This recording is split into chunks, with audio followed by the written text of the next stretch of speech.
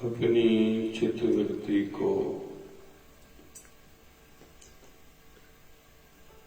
अपनी विचारधारा को एकाकार करने के लिए अपने स्वरूप में स्थित होना चाहिए।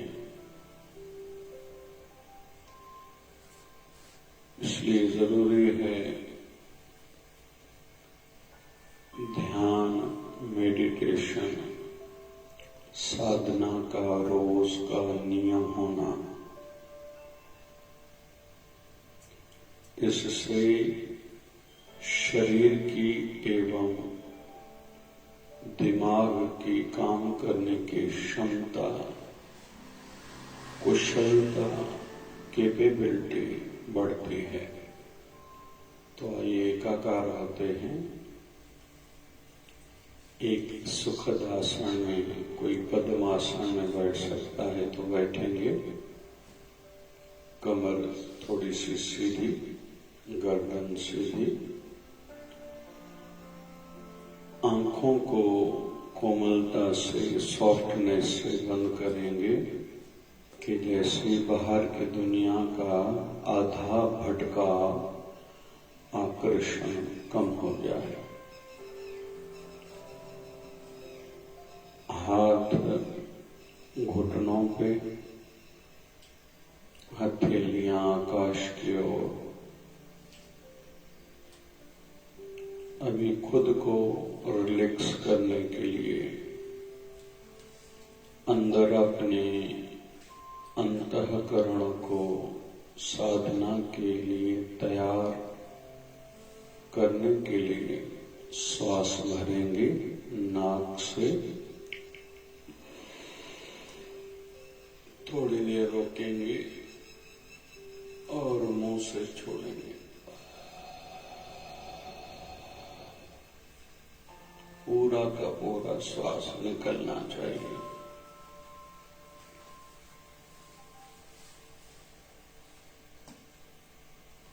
फिर श्वास भरेंगे।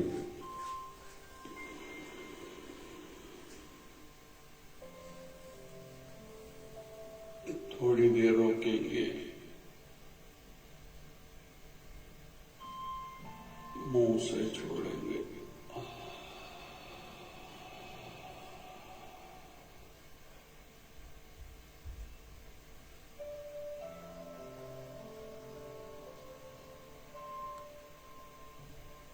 फिर श्वास भरेंगे।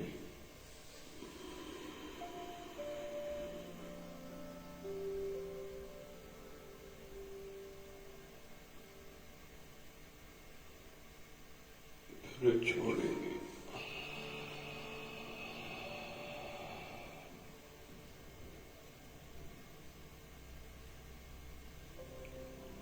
अभी अपने इष्ट देव, अपने गुरुदेव को प्रार्थना करेंगे कि हे गुरुदेव, आप आशीर्वाद करो। हम साधना में, भक्ति में, ध्यान में बैठना चाह रहे हैं। खूब भटक चुके हैं। खूब माया के उतार चढ़ाव के कारण दुख सुख देखते आ रहे हैं, विचलित होते आ रहे हैं। अभी आप स्थिरता, शांति, आनंद, भक्ति प्रदान कीजिए और यह सब आपकी कृपा से ही संभव है।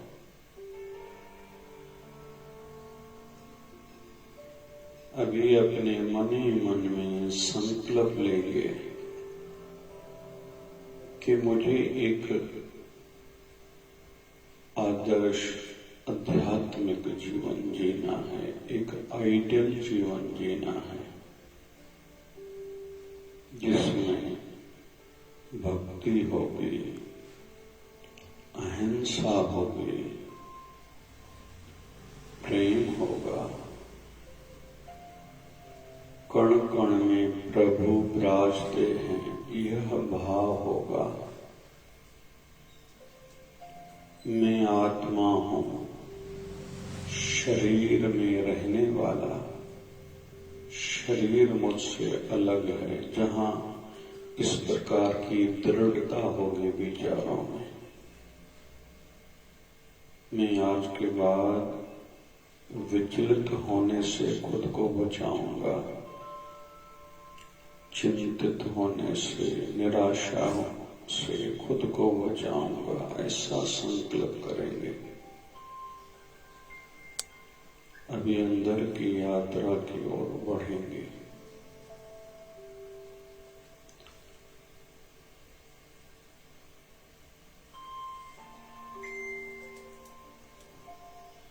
अभी अपने आज्ञा चक्र पर, जहां तिलक लगाया जाता है मस्तिष्क पर, फोरहेड पर, भ्रुकुटी पर, वहां ध्यान केंद्रित करेंगे। सूर्य को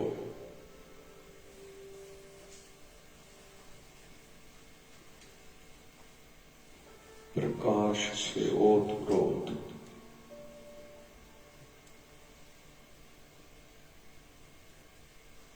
उस सूर्य का ध्यान करेंगे। सूर्य नारायण की उपासना कई तरीकों से की जाती है। आंख खोल के सूर्य नारायण को देखना भी साधना है। सूर्य नारायण को अर्घ देना भी सूर्य पूजा है। सूर्य भगवान के मंत्रों का जप करना भी सूर्य उपासना है। अभी हम अंतर्मुखी होते सूर्य नारायण, जो बुद्धि के अधिष्ठाता हैं, जो जीवन में प्रभाव बढ़ाने वाले हैं, आंखों की ज्योति, ज्ञान की ज्योति बढ़ाने वाले हैं, उस सूर्य नारायण को हम अपनी मन की आंखों से अपनी भ्रुकुटी पर देख रहे हैं।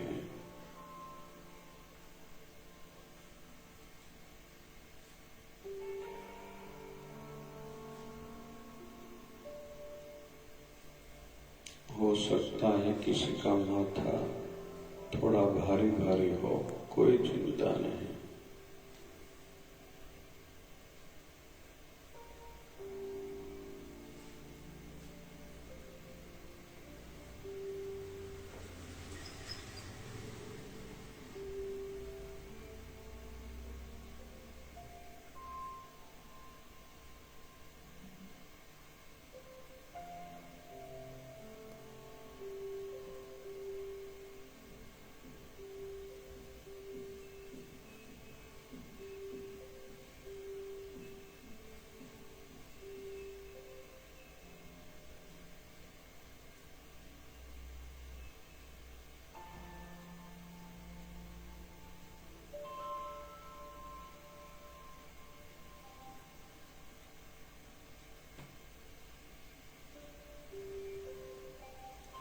अभी आभास करेंगे, महसूस करेंगे वह प्रकाश हमारे मस्तिष्क के माध्यम से हमारे शरीर के अंदर प्रवेश कर रहा है। वह शक्ति, वह कृपा जो ओजस्वी है, तेजस्वी है, ओजस्वी और तेजस्वी बनाने वाली शक्ति है, अपने मस्तिष्क के दोनों ओर से शरीर के अंदर प्रवेश कर रही है।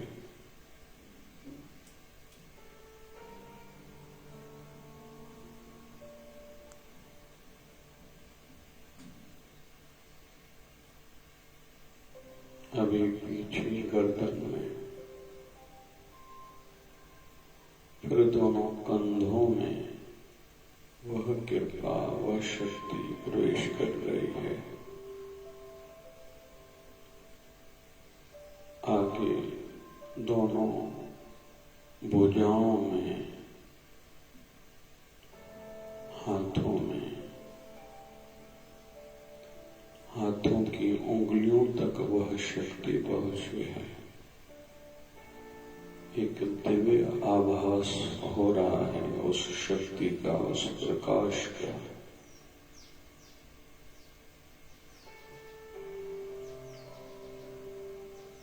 कहीं कहीं भारीपन, कहीं अगर नसें ब्लॉक होंगी तो थोड़ा दर्द तक महसूस हो सकता है।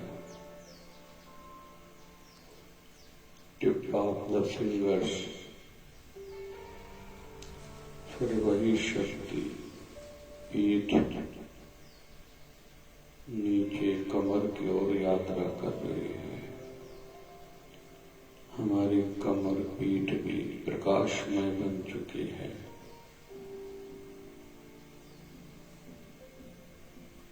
यह सदैव याद रहे, आध्यात्मिक जगत रहे भावना का, इमोशंस का।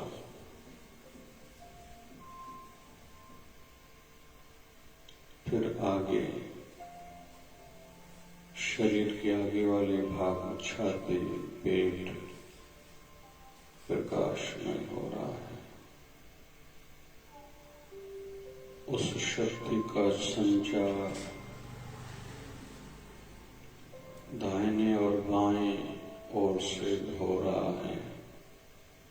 कृपा बरस रही है। अभी जांघों के माध्यम से घुटनों तक वह शक्ति, वह प्रकाश हो चुका है। नीचे पिंडलियों में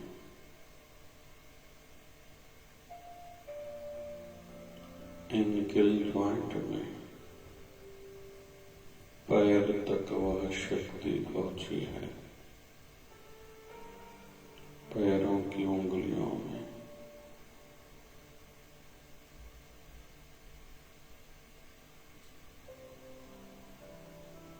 अभी धीरे धीरे वही शक्ति, वही कृपा ऊपर की ओर यात्रा कर रही है।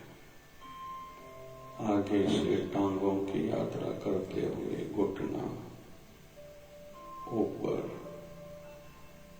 फिर पेट के ऊपर, छाती के ऊपर,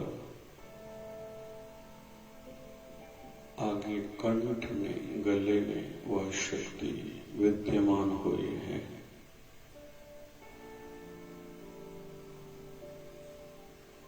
फिर आगे फेस की ओर, अपने चेहरे की मसल्स की ओर थोड़ा ध्यान केंद्रित करें। गाल, अपना मुख, आंखों की पलकें, मस्तिष्क, फिर वहीं से यहाँ चले थे आज्ञा चक्र पर केंद्रित हो जाएंगे।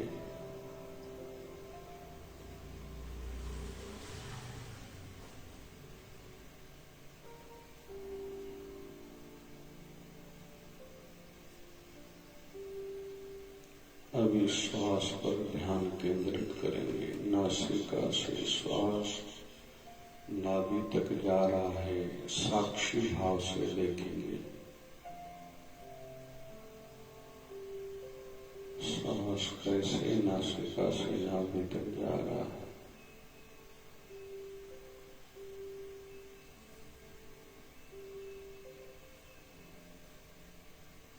नाभि पर ध्यान केंद्रित करेंगे। नाभि से हमारा गहरा रिश्ता है।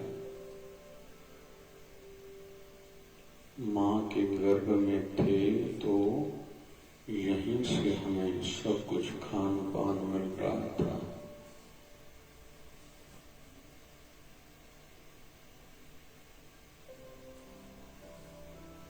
नाभि पर एक प्रकाश का आभास करेंगे,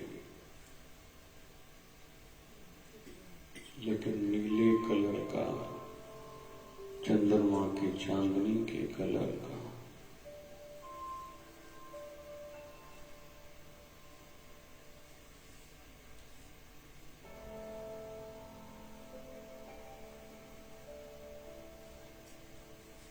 फिर धीरे धीरे श्वास बाहर आ रहा है।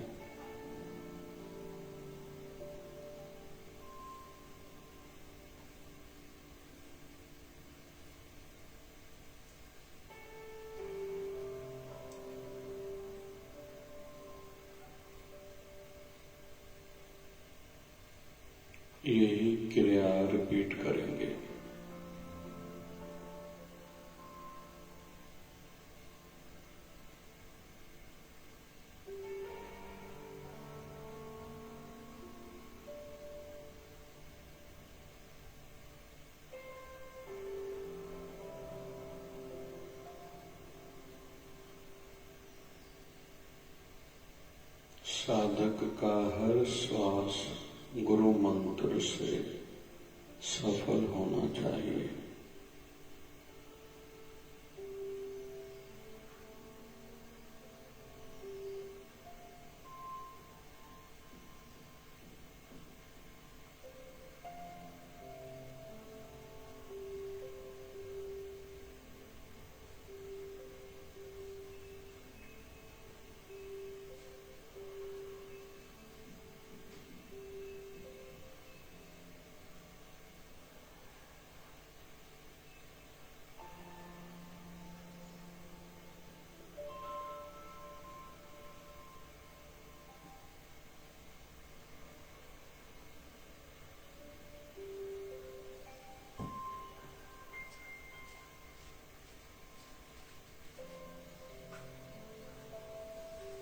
विचार इधर उधर के आएंगे, फिर से श्वासों पर केंद्रित हो जाएं, ध्यान लगाएं।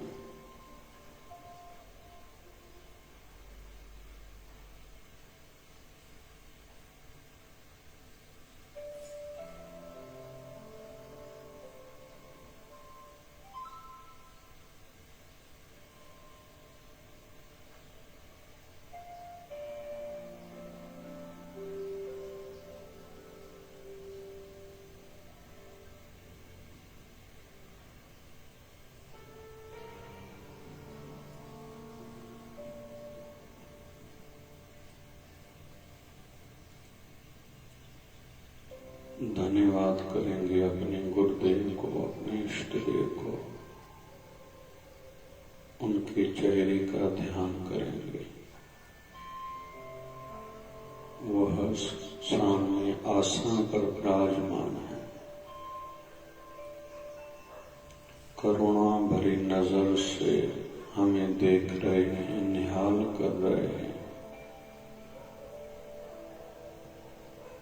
उनको धन्यवाद कहेंगे कि हमें आज थोड़ी देर के लिए ही सही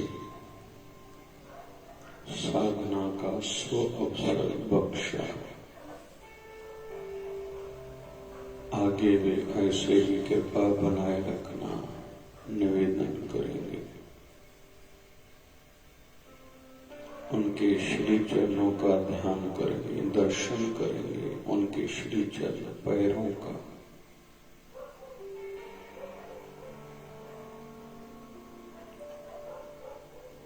पैरों के अंगूठों को चंदन का तिलक लगाएंगे,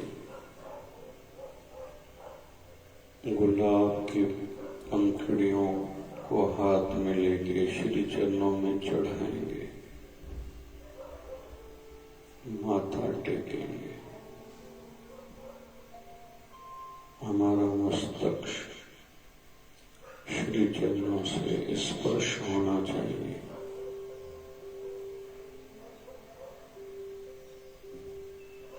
उठ के प्रणाम करें, अपने गुरुवर की मुस्कुराहट को देखेंगे।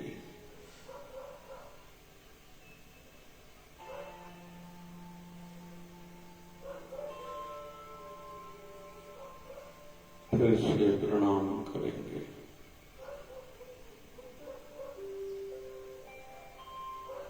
ओम शांति शांति शांति। धीरे धीरे कोमलता से आंखें खोलेंगे।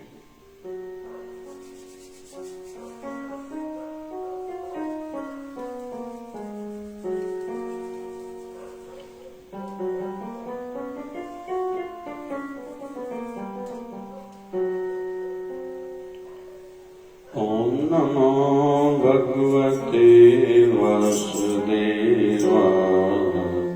ओम नमो भगवते वासुदेवाय। ओम नमो भगवते वासुदेवाय। ओम नमो भगवते वासुदेवाय। ओम नमो भगवते वासुदेवाय। नमो भगवते वासुदेवाय। ओम नमो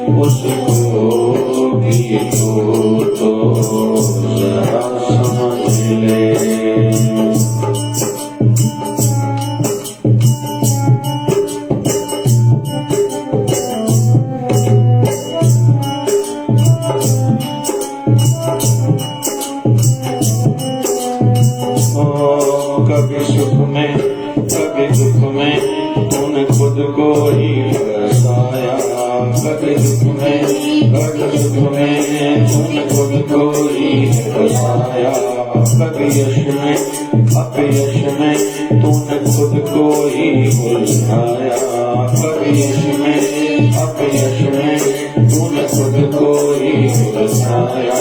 जैसा कराम किया वैसा फल है मिला, जैसा कराम किया वैसा फल है मिला। समय को क्यों तुम गवा बैठे, बस थोड़ा ध्यान दे, बस थोड़ा ध्यान दे, बस थोड़ा ध्यान दे। आयु बढ़ने के साथ साथ एक मतलब रहित, कोई लक्ष्य रहित जीवन बनता जाता है। बाहर से एक व्यवस्था लगती है, मैं तो अभी बिजी हूं, मुझे तो अभी ही समझ में आया है, अभी लगता है मुझे बहुत करना चाहिए। बाहर से हमें लगता है मैं व्यवस्थित हूं, लेकिन अंदर में महसूस होता है मैं खंड खंड हो गया हूं, बिखर गया हूं। बाहर नए रिश्ते इंसान बनाता जाता है, बढ़ाता जाता है, लेकिन कहीं तो भी लगता है मैं अपनों से दूर होता जा रहा हूं।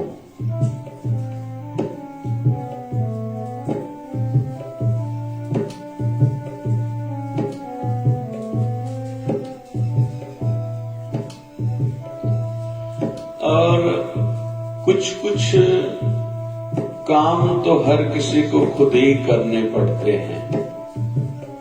जैसे बाहर की रोटी खानी, भोजन खुद ही खाना है, नींद खुद ही करनी है, स्नान खुद ही करना है, पानी खुद ही पीना है,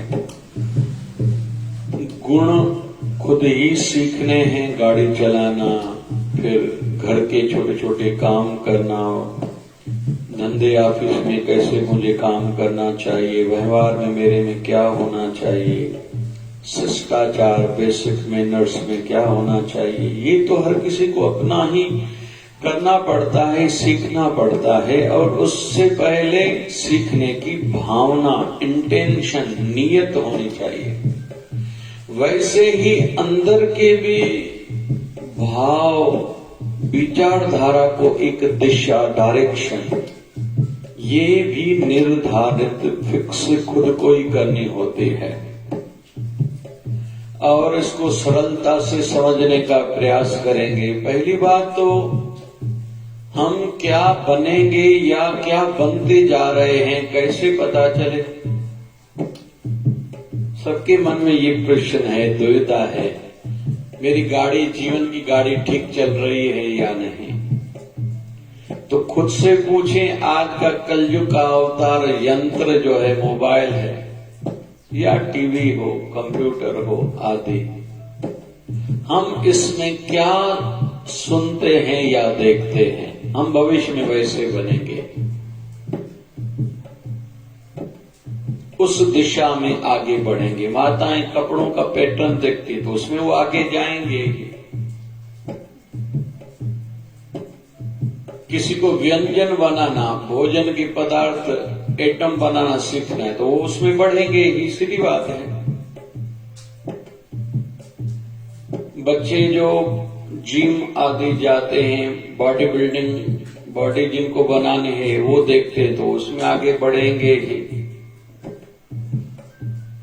ये तो अच्छा है, कहीं तो भी थोड़ा बहुत सिनेमा जगत पर अंकुश है, कहीं तो भी तारक मेहता का उल्टा चश्मा प्रकार की या छोटा भीम आदि इस प्रकार के बच्चों के कार्यक्रमों में थोड़ी बहुत वो लोग संस्कार डालते हैं, लेकिन पता नहीं क्यों उनसे कुछ ये भूलें होती हैं, उनमें जो बड़े पात्र जो भी टीवी सीरियल हों दिखाए जा रहे हैं, उनके माध्यम से भी माइंड तक, हमारी सोच तक कोई संदेश, कोई मैसेज जा रहा है, यह भी उनको ध्यान में रखना होगा। चलो हम खुद को ही देखते हैं, घर के हॉल में कैसा वातावरण बनाया है। हम जितने घर के व्यक्ति हैं, साथ में रहते हैं, सब पर उसका प्रभाव है। कलर का भी प्रभाव है, चीजों का भी प्रभाव है। अपने बेडरूम हो, फिर ऐसे ही आध्यात्मिक केंद्र जो भी हैं, मंदिर हैं, मठ हैं, आश्रम हैं, शिवालय हो, देवालय हो, क्यों वहां आनंद आता है? क्योंकि वहां का एक वातावरण है। भूमि का प्रभाव है ही है, क्योंकि वहां साधना, भक्ति, पूजा पाठ होता रहता है और होना चाहिए, तो वहां का प्रभाव होता ही है। और ऐसे स्थानों पर हमें जाना ही चाहिए। जाके केवल बैठ ही जाए भी चलता है, बहुत लाभ होता है। वहां जाके फिर साधना करें तो और ज्यादा फल मिलेगा। विषय चल रहा है हमारे जीवन का मकसद, लक्ष्य, मंजिल आयु गुजरने के साथ क्लियर होती जानी चाहिए थी, लेकिन उल्टे हम उलझते जा रहे हैं, समझ में नहीं आ रहा। फिर तुच्छ हमारे जीवन के ध्येय, लक्ष्य बनते जा रहे हैं और वही प्रभाव पूरे वातावरण पर है। आज का स्टूडेंट भी यह सोचता है डिग्री लेके मुझे इतने पैसे की नौकरी करनी है, बस यह सोच है।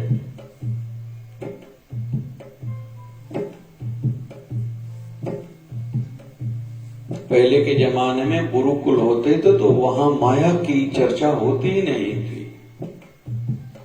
भगवान श्री राम जी गुरुकुल गए थे, भगवान श्री कृष्ण गुरुकुल गए थे।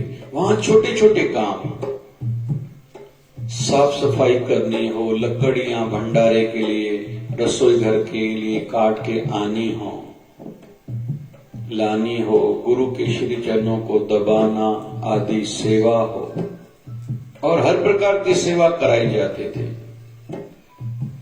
थोड़ा बहुत बोर्डिंग स्कूल में आज की डेट में कराया जाता है, लेकिन वहां सेल्फिशनेस बढ़ती जा रही है। मशीन की भांति खुद के लिए जियो, एक ही दिन में मुझे बहुत करना है।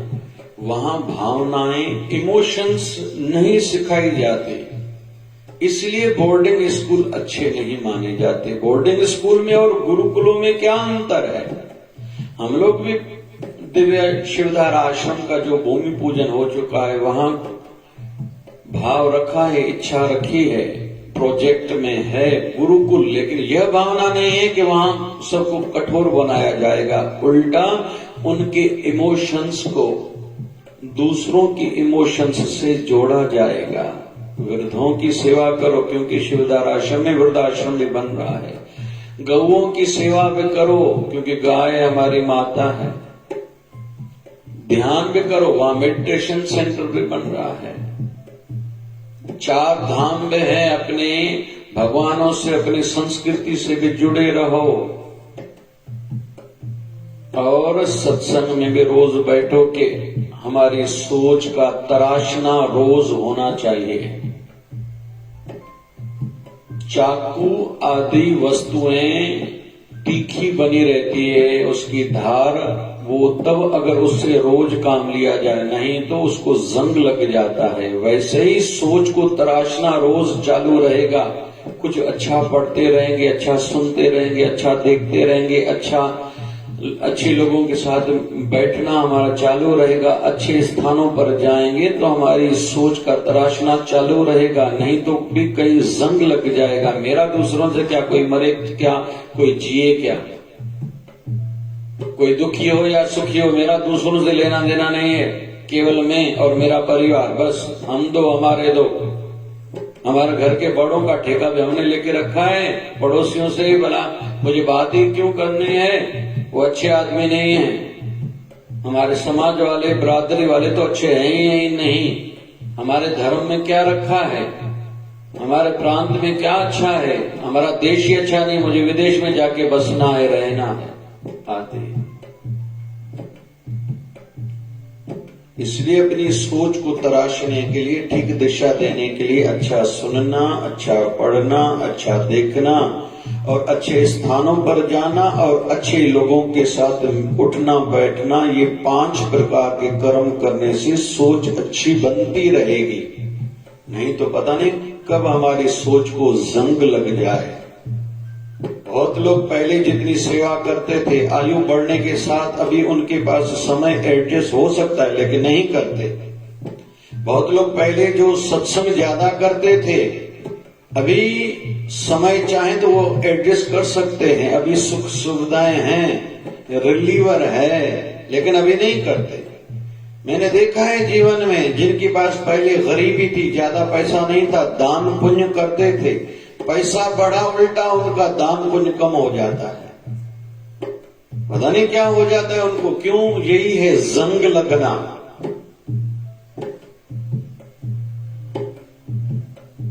बहुत लोग तीर्थों पर जाने के लिए तरसते हैं कई कई सालों तक, लेकिन जो हरिद्वार में, ऋषिकेश में मां वैष्णो रानी के दरबार में, जो बालाजी भगवान में, जिनका उस क्षेत्र में रहना है, लेकिन उनको कहां अपने भगवानों का कदर है। वैसे ही जो संतों के नजदीक रहते हैं उनको कदर नहीं रहती, ये जंग लग जाता है उनको। क्यों? वो तराशना उनका चालू नहीं रहता। तो विषय चल रहा है, अपने जीवन को एक अच्छा मकसद दें, ऊंचा मकसद दें, कुछ विशेष मकसद दें, कुछ खास हम बने। खुद को समझते जरूर है मैं खास हूं, मैं विशेष हूं, दूसरों से अलग हूं। आईने के सामने आते हैं, मैं खुद को हम दूसरों से अलग समझते हैं। अकेला में, एकांत में भी बैठते हैं, समझ के माध्यम से हमें लगता है मुझे बहुत समझता है।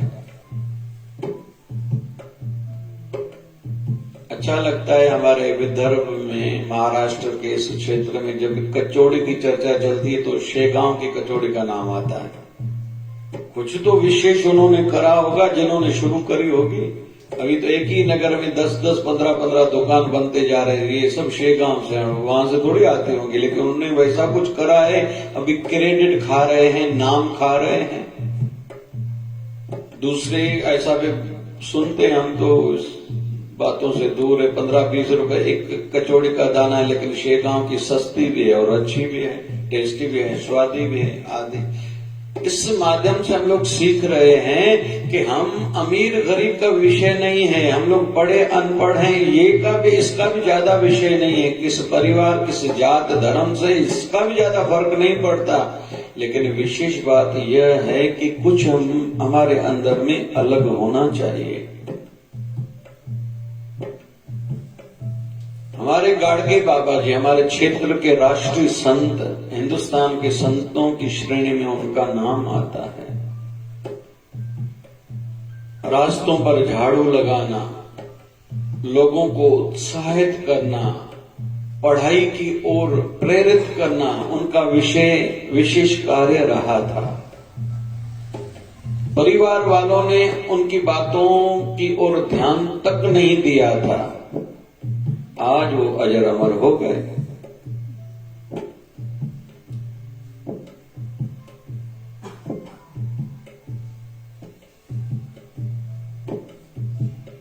हमारे वारकरी संप्रदाय के महापुरुष संत नामदेव जी महाराज, संत ज्ञानदेव जी महाराज, दोनों महापुरुषों ने बाहर की यात्रा करी है। दोनों की दिशा थोड़ी अलग थी।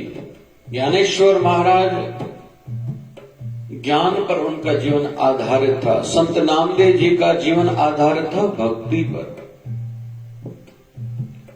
तीसरे महापुरुष आते हैं संत एकनाथ जी महाराज। उन्होंने भी यात्रा करी है, 12 साल की 2 बार यात्रा करी है। कोई ऐसा मतभेद 3 बार उन्होंने यात्रा करी है। उनका भी भक्ति भाव वाला स्वभाव था और उनके जीवन पर थोड़ा प्रकाश डालते हैं, सीखते हैं। पहले तो अच्छी बात उनके जीवन में ये थी, उनकी धर्मपत्नी का स्वभाव अच्छा था। और उनकी रुचि संत एकनाथ जी महाराज की रुचि अपने गुरुदेव में थी, वृत्ति जुड़ी हुई थी। बस गुरुदेव की सेवा करनी है। तो धर्मपत्नी कहती थी बस आप गुरुदेव की ओर ध्यान रखो, बाकी घर का दुनियादारी का मैं देख लूंगी। ज्ञानमय जीवन था लेकिन आधार भक्ति थी, करुणा थी। और ये जो सत्संगों में उदाहरण दिए जाते हैं, ये संत एकनाथ जी महाराज का उदाहरण है कि एक बार नदी में स्नान करने को गए, बिच्छू देखा, डूब रहा था, हाथ से निकाला, बिच्छू ने डंक मारा, फिर छोड़ा, फिर उस डूबते हुए को निकालने की कोशिश करी, हाथ पर उठाया, उसने दूसरी बार डंक मारा, छोड़ दिया। ऐसे 7 बार हुआ। 8वीं बार उस बिच्छू को बाहर निकाला तो किसी ने पूछा महाराज जी आपको दर्द नहीं हो रहा था? क्योंकि बिच्छू के डंक से दर्द बहुत होता है और 24 घंटे दर्द चलता है। तो संत एकनाथ जी महाराज ने कहा हाँ मुझे दर्द हो रहा था, फिर भी आप उसको उठा रहे थे, निकाल रहे थे। तो संत एकनाथ जी महाराज कहते हैं मैं उस तुच्छ प्राणी को, तुच्छ जीव को देख रहा था कि कितनी बार डंक मारने के बाद अगर डूब रहा है फिर भी वो अपना स्वभाव बनाए रखता है या बदलता है। मैंने ये देखा उनमें। लेकिन 7 बार वो डूब रहा था, मैंने उसको बचाया, लेकिन फिर भी उसने डंक मारना नहीं छोड़ा, अपना स्वभाव नहीं छोड़ा। तो मैं बचाने वाला स्वभाव अपना क्यों छोड़ूं, बस ये देख रहा था। ये संत एकनाथ जी महाराज थे। संत एकनाथ जी महाराज ने श्रीमद् भागवत महापुराण पर भी बढ़िया सी टीका लिखी है, जो हमारे महाराष्ट्र में बहुत प्रचलित है। कहने का अर्थ ये है कि हमने ये 3 उदाहरण सुने, लेकिन 2 उदाहरण हैं संत तुकाराम जी महाराज और 5वें वारकरी संप्रदाय की हस्ती मानी जाती स्त्री शरीर संत जनाबाई। इन दोनों ने ज्यादा कोई यात्राएं नहीं करी, अपने क्षेत्र में ही रहे। लेकिन इन 5 के जीवन को देखेंगे, वारकरी संप्रदाय के मुख्य 5 संत माने जाते हैं। इन सब के जीवन में एक समानता देखी जाती है, वो है प्रभु प्राप्ति की लालसा, प्रभु दर्शन की तड़प। हम भी अपने जीवन को एक विशेष ध्येय, अमीरी गरीबी, पढ़ाई या न पढ़ाई, गांव या नगर, इससे ज्यादा कोई फर्क नहीं पड़ता। किसने अपने जीवन का मकसद क्या बनाया है। बहुत लोग कहते हैं हमें नहीं समझता। अरे भाई आपको समझता है, आपको ध्यान में रहता है। आज रविवार है, कहां कहां से बुलावा आया था, कहां कहां शादियां हैं, कोई कार्यक्रम है, मुझे जाना है, कितने बजे जाऊं, रेस्ट भी करनी है, भोजन भी टाइम पर पाना है, ये दूसरे और भी काम करने हैं। हम लोग प्लानिंग करने में मास्टर हैं। हमें समझता है कैसे आज दिनचर्या बनाई जाए, टाइम टेबल आज के दिन का बनाया जाए, हमें समझता है। 2 दिन के बाद कहीं और जाना है, 10 दिन के बाद कहीं शादी में जाना है, तो ड्रेस अभी से बनाओ, शूज चप्पल सैंडल आदि मुझे लेके आना है। ये पहले से हम लोग प्लानिंग करते हैं, समझता है हमें। लेकिन धीरे धीरे अच्छाई को, आध्यात्मिकता को हम महत्व नहीं देते, इसलिए वो मकसद निर्धारित न होने के कारण उस ओर हमारी यात्रा नहीं बढ़ती। बहुत लोग आयु के एक पड़ाव के बाद, विशेष तौर पर 30-35 साल के बाद, शरीर को परहेज में लगाना चाहिए। परहेज की आदत हो, थोड़ा पैदल चलने की आदत हो, प्राणायाम की आदत हो और पानी ज्यादा पिए। 4 बात है, परहेज, थोड़ा पैदल चलना, प्राणायाम, योग प्राणायाम, व्यायाम आदि, और पानी ज्यादा पीना।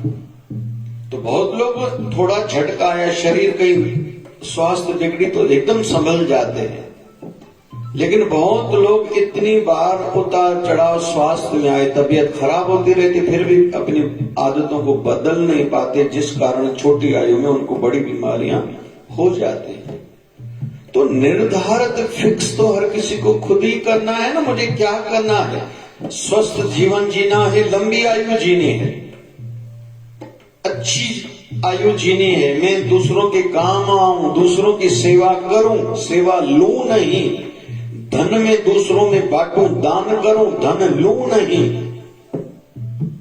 ज्ञान दूसरों में बांटूं, प्राप्त करके सीखूं भले, लेकिन पूरी उम्र केवल हर कोई मुझे समझाता रहे, मैं वैसे का वैसा बुद्धू बना रहा हूं, यह भी ठीक नहीं है। यह हर किसी को खुद ही निर्धारित करना है। हर एक चीज का मेरे जीवन का प्रभाव मुझ पर भी है, दूसरों पर भी है। मेरे कपड़े का कलर कैसा है, मेरी गाड़ी का कलर कैसा है, मोबाइल की कवर का कलर कैसा है, एक एक चीज का प्रभाव है। मेरे घर के बाहर अगर लिखा है राम कुटिया, शिव कृपा, गुरु कुंज, तो सामने जो भी बाहर से आएगा वो समझ जाएगा कि ये इस घर में रहने वाले लोगों की सोच क्या है। कई लोग बाहर पट्टी पर लिखा देते हैं कुत्ते से सावधान। या बहुत लोग पता नहीं कैसी कैसी बातें करते हैं, हमारे घर में गार्डन है, कोई गार्डन में जाए नहीं, फूल नहीं तोड़े, पता नहीं क्या क्या लोग नियम बनाते हैं।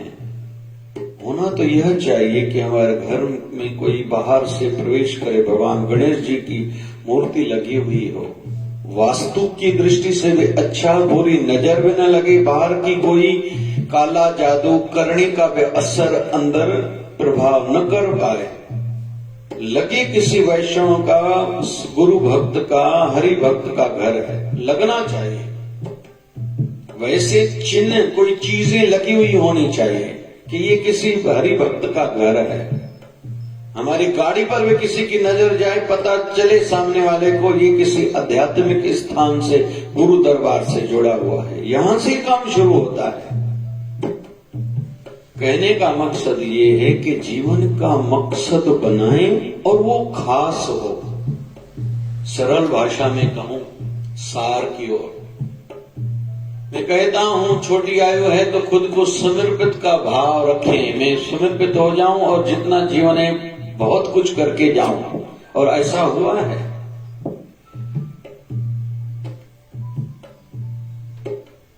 विवेकानंद जी महाराज छोटी आयु में, अरे 37 साल की आयु में तो उन्होंने सब कर दिया जितना अभी हमने नाम सुना है।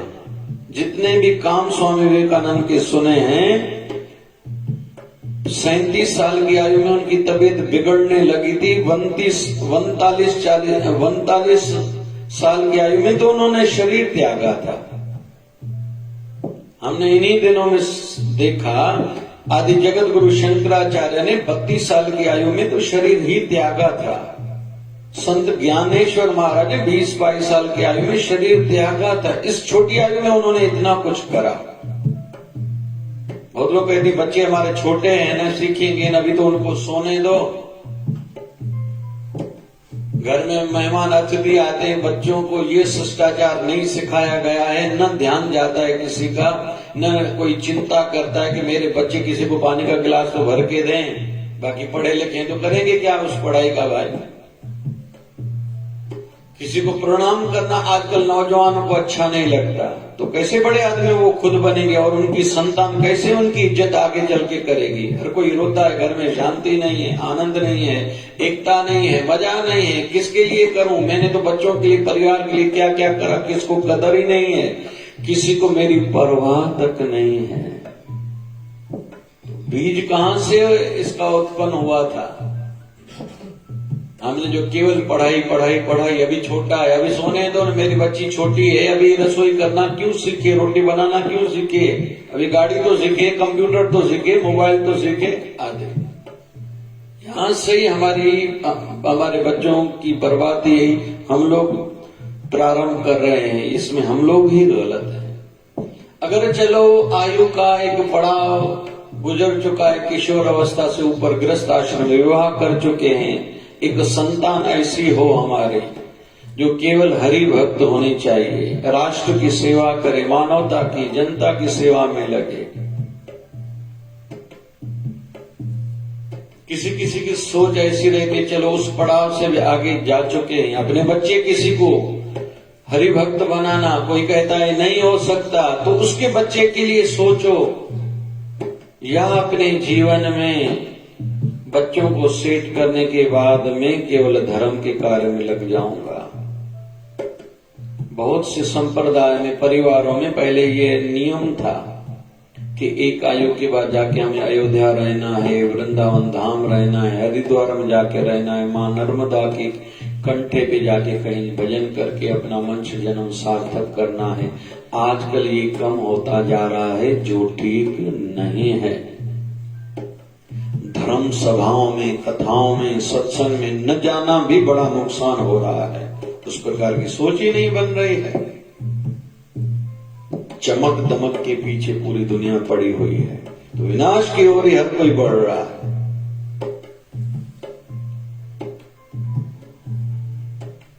अरे नहीं तो मैं कुछ संकल्प करना चाहिए। बहुत लोग करते हैं ऐसा, जीवन में 2-4 बार कथाएं कराऊंगा किसी अच्छे विद्वान वक्ता से, महापुरुष से। किसी के मन में रहती है कोई धर्म स्थल, कोई मंदिर, मठ, शिवालय देवालय बनाऊंगा, गुरुस्थान बनाऊंगा, ज्यादा बनाऊंगा, दूसरों को प्रेरित करूंगा। किसी के मन में संकल्प रहता है कोई हॉस्पिटल बनाऊंगा जिसमें पैसा कम लगे लेकिन इलाज अच्छा ऊंचा होता हो। किसी की भावना रहती है मैं एजुकेशन में, पढ़ाई के क्षेत्र में काम करूंगा।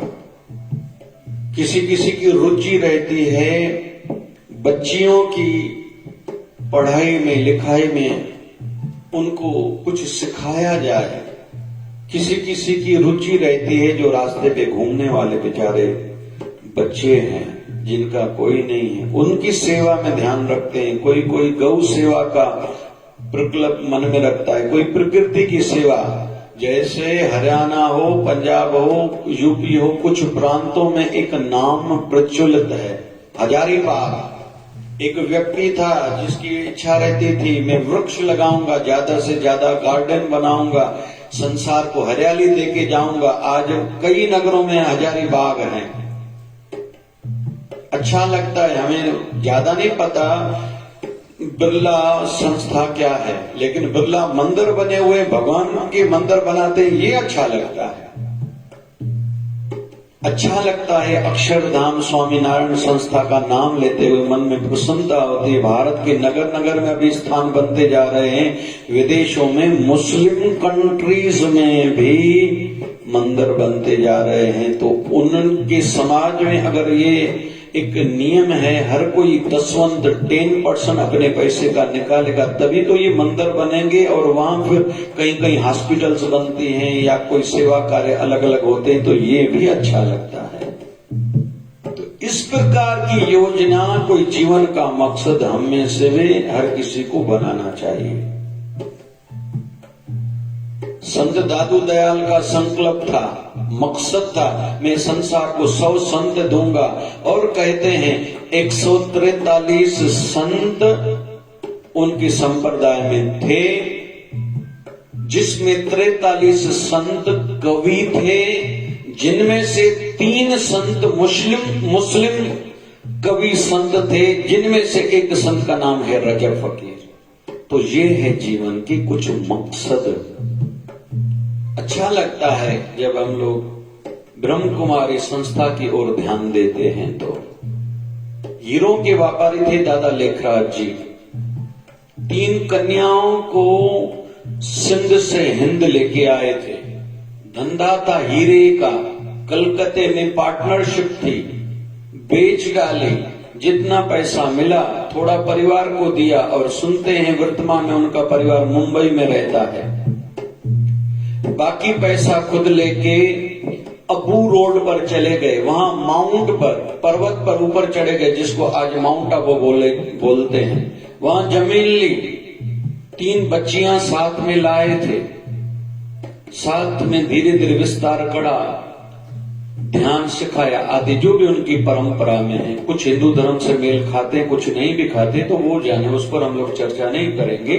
लेकिन आज सुनते हैं विश्व में, दुनिया में 10,000 से ज्यादा उनके सेंटर्स हैं।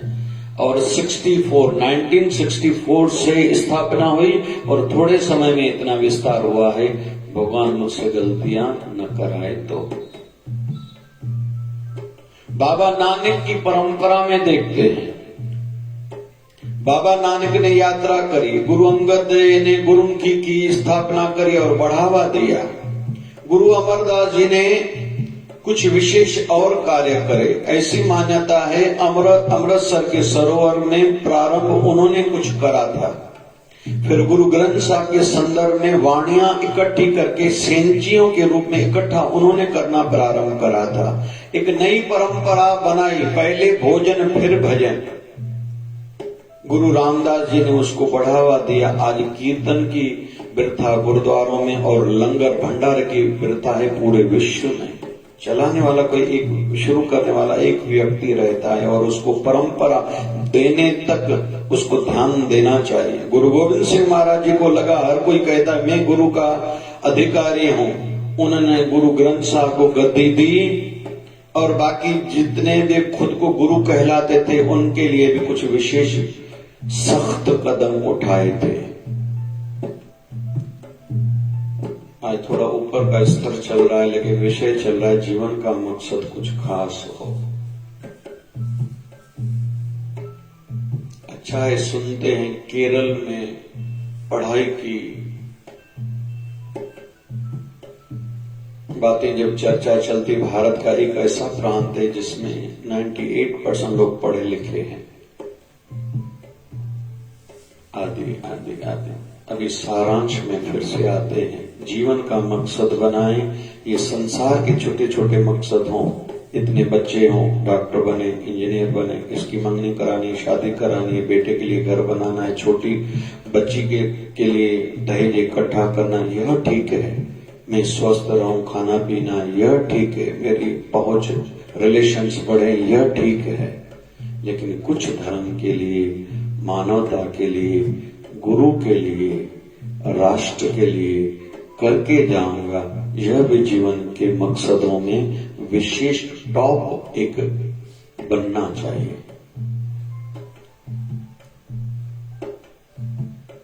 अंत में एक छोटा सा उदाहरण देके अपनी वाणी को विराम दूंगा। आज विश्व के जो अमीर तरीन लोग हैं उसमें से एक का नाम है बिल गेट। वो किसी होटल में खाना खाने को गए तो टिप दिया वेटर को $20। तो वो वेटर देख रहा था। बिल गेट्स ने पूछा क्यों देख रहे हो भाई?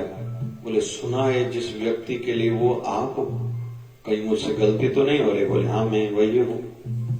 बोले कुछ दिन पहले आपकी बेटी भी यहाँ भोजन खाने के लिए आई थी, उन्होंने मुझे $100 टिप में दी, आपने केवल $20 दिए।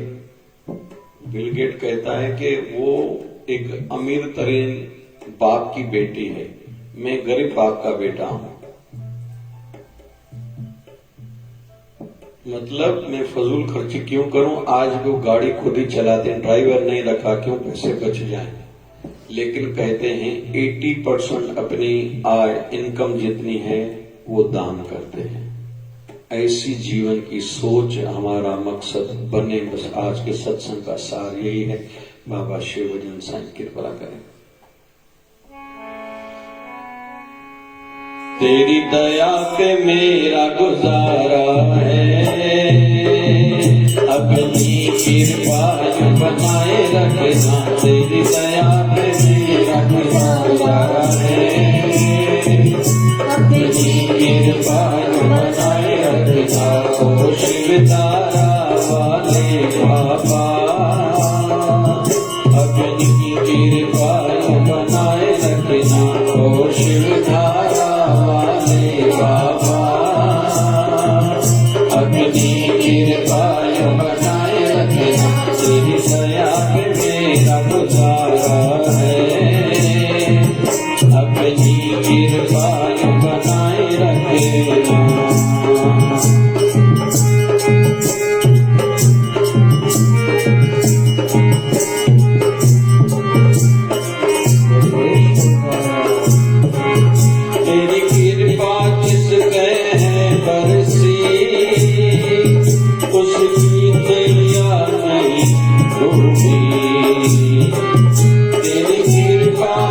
के बरसी, उसकी नैया नहीं डूबती, मेरी नैया में पार लगानी है, मेरी नैया को पार लगा देना, मेरी नैया में पार लगानी है, मेरी नैया को पार लगा देना, तेरी दया पे मेरा गुजारा है, अपनी कृपा बनाए रखना, तेरी दया पे मेरा गुजारा है।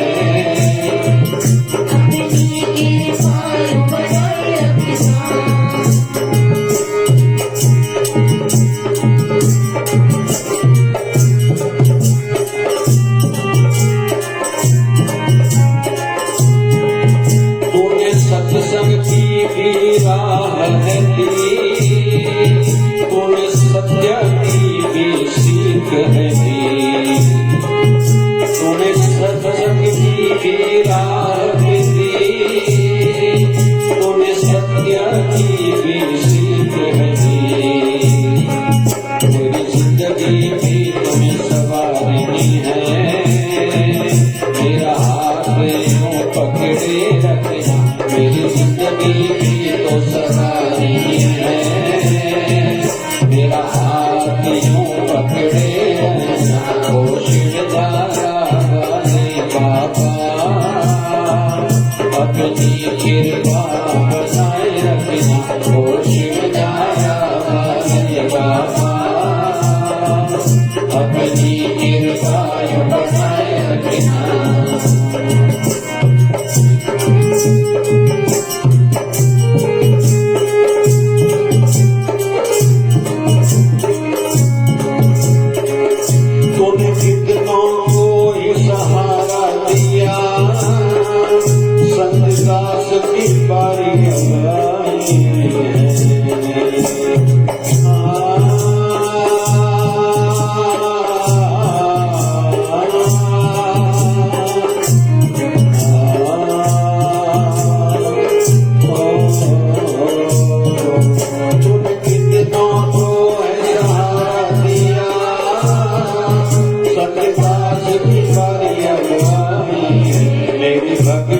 सेवा बढ़ती रहे, मेरा जीवन सफल बना देना, मेरी भक्ति सेवा बढ़ती रहे, मेरा जीवन सफल बना देना, तेरी दया पे मेरा गुजारा है, अपनी कृपा बनाए रखना, तेरी दया पे मेरा गुजारा है।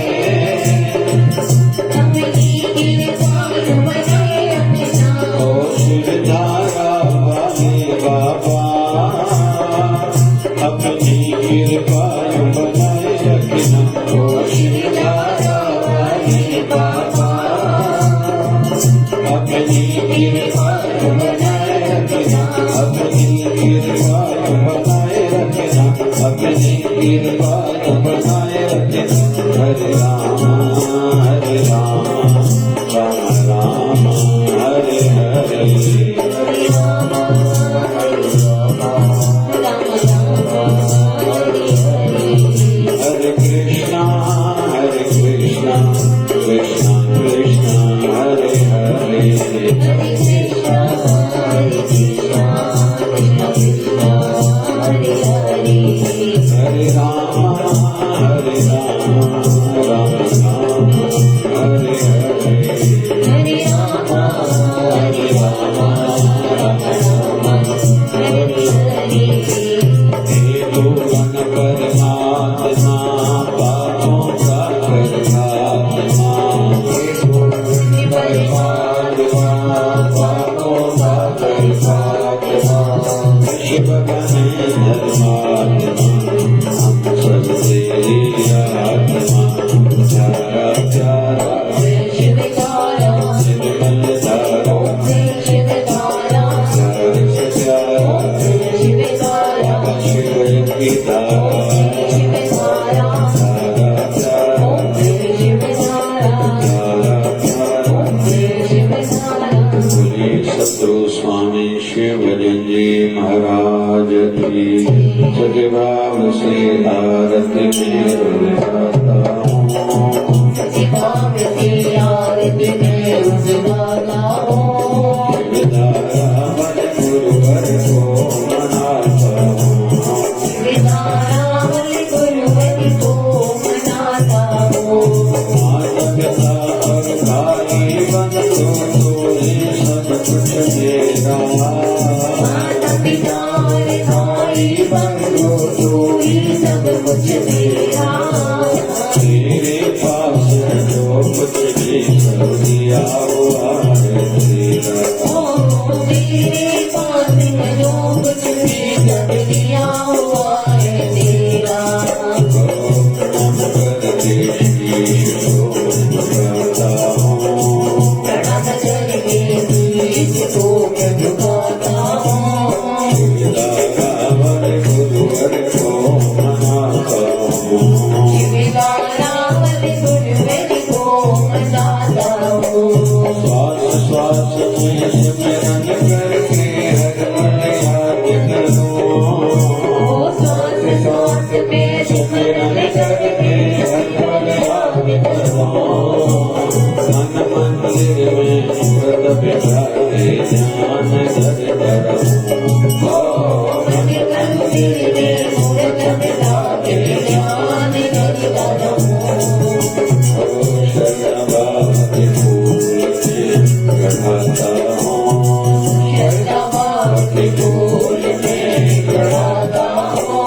शिवदारा वर गुरुवर को मनाता हूँ। शिवदारा वर गुरुवर को मनाता हूँ। सेवा निश दिन बाबा अपने दर की कराते रहना।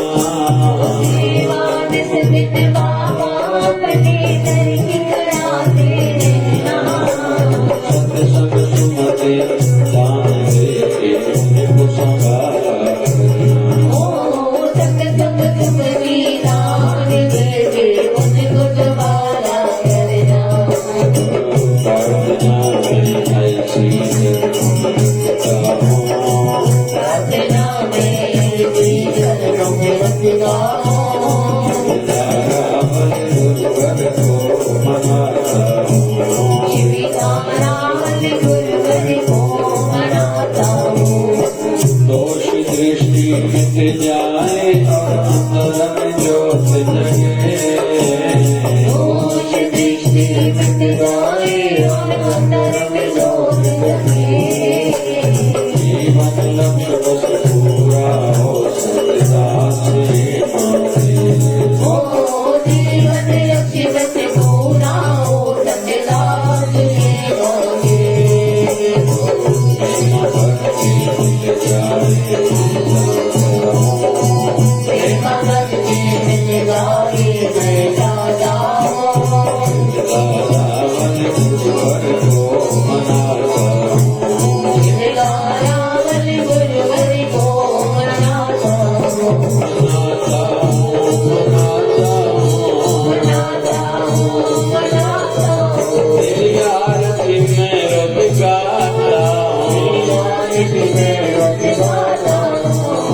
तेरी भाव से भक्ति भाव से प्रेम भाव से आरती में रब गाता हूँ। तेरी भाव से आरती में रब गाता हूँ। शिवदारा वर गुरुवर को मनाता हूँ। शिवदारा वर गुरुवर को मनाता हूँ। शिवदारा वर गुरुवर को मनाता हूँ। शिवदारा वर गुरुवर को मनाता हूँ। बोले सतगुरु स्वामी शिव भजन जी महाराज की आज के आनंद की कल के मंगल की धर्म की अधर्म का प्राणियों में विश्व का सबका मालिक रहमी बाबा है। बोलिए गंगा मैया की गौ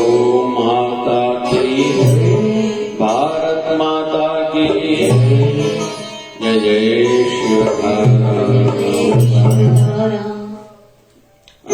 राम राम राम राम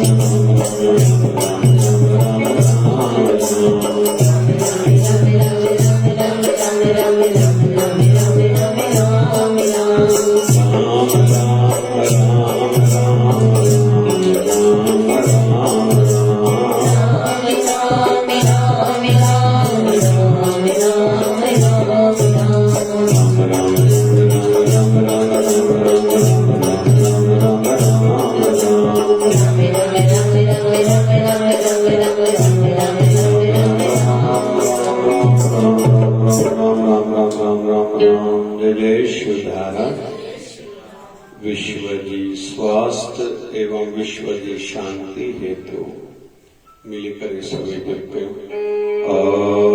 त्र्यंबकं यजामहे सुगंधिं पुष्टिवर्धनम् उर्वारुकमिव बन्धनात् मृत्युर्मोक्षयमामृतात् त्र्यंबकं यजामहे सुगंधिं पुष्टिवर्धनम् उर्वारुकमिव बन्धनात् मृत्युर्मोक्षयमामृतात्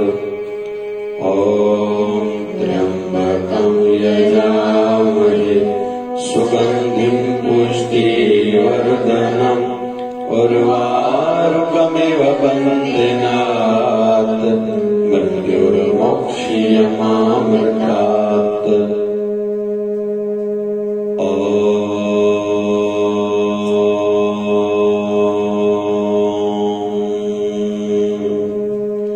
जय शिवधाराय नमः। जपो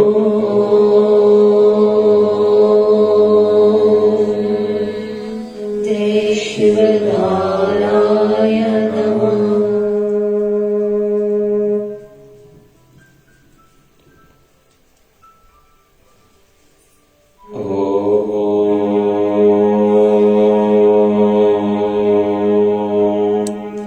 जय शिवधाराय नमः।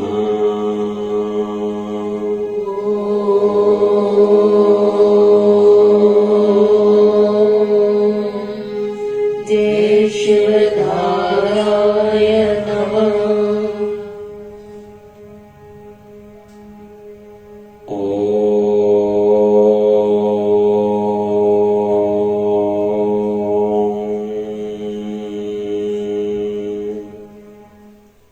जय शिवधाराय नमः।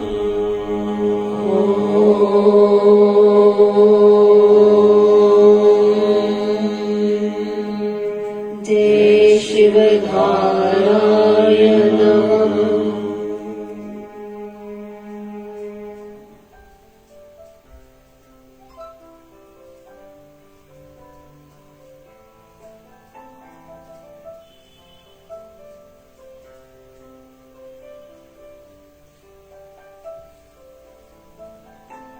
बोलिए सद्गुरु स्वामी शिव भजन जी महाराज की।